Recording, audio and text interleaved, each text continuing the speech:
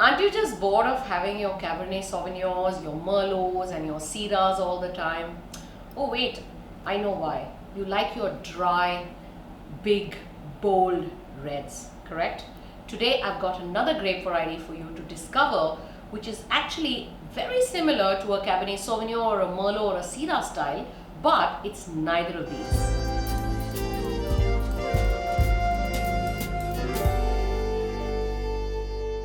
I'm going to introduce you to the grape variety Nero D'Avola. Nero D'Avola is the most important grape variety for red wines in the region of Sicily in Italy. But the wine that I'm talking about today is not a Sicilian wine, it is in fact an Indian wine. The name of this wine is Reveilo. This is the Reveilo Nero D'Avola, and we're looking at the 2019, so a really young, fresh wine that we're about to try today. Reveilo Vineyard started operations in India in around 2005, so they've been 15 years in the business, and they don't make an awful lot of wine. They make a few bottles, so they're more like a boutique winery operation, and they're situated about 40 kilometers away from Nashik city.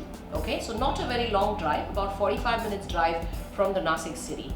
And the owners of Reveilo Vineyards are this wonderful couple who really, out of great love for wines and deep passion for winemaking, have been making a variety of styles, but what makes this particular wine stand out is that it's made from this grape variety Nero D'Avola, which is actually an Italian or a Sicilian indigenous variety. It's not commonly found anywhere else in the world other than maybe just a little bit in Australia and maybe a little bit in California, but really very little. It's really known for as coming from Sicily, and it's quite unique and quite exciting that Reveilo, a winery from India, uses Nero D'Avola for making these exciting, young, deep, lovely, luscious red wines here in India. And not only is this winery a boutique operation, but it may be important for you to know that the winemaking team claims that the wine is 100% vegan, which means that absolutely no animal products or any derivatives from animals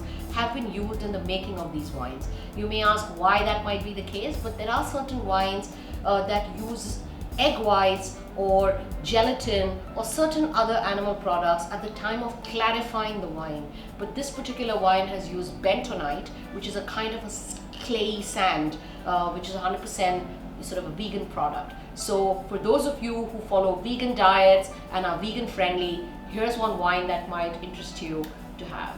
So I'm very excited to taste this wine today, and join me.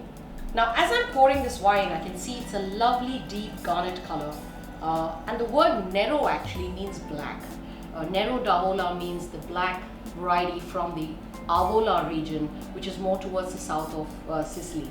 But of course, this is again an Indian wine we're talking about, but in keeping with the character and the style, it is quite a dark colored wine. On the nose, I get an abundance of fruit.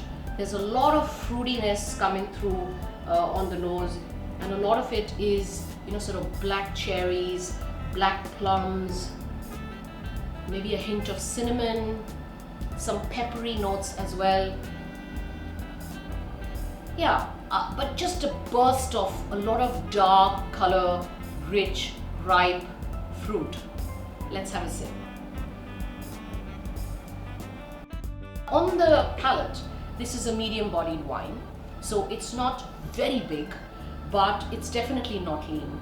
There's a lot of generosity of fruit coming through. In terms of tannins, there are tannins, but they're very ripe and rounded, so they're not in the least bit obtrusive. In terms of sweetness, it's a dry wine, so there is absolutely no sweetness. I'm really enjoying this wine at a slightly lower temperature. I wouldn't sort of warm it up too high.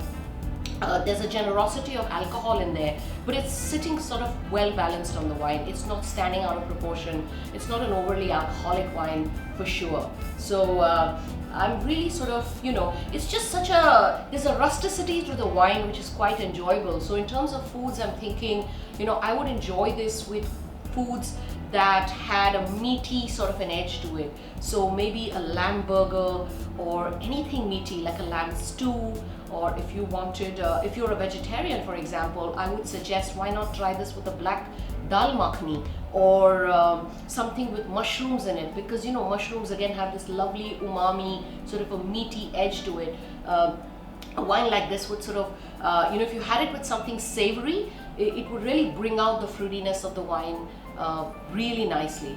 And in terms of personality, it's a very friendly, very approachable, sort of a robust sort of a wine, a gregarious kind of a wine that's, friendly but sort of laughs out loud, happy, cheerful wine. So if you are a person that sort of, is the life of the party and knows how to, has a great sense of humor and sort of knows how to bring people around together and bind them together, then this is a wine that's for you. In terms of price, this wine is priced at 745 in Maharashtra, so it's exceptional value according to me. That's the good thing about Indian wines, if they're well made, they're also priced correctly, they can actually be a great starting point for somebody who's new to the world of wines, and it's kind of a great way for you to introduce yourself to these wines. And this wine actually won a gold at the India Wine Awards in 2019.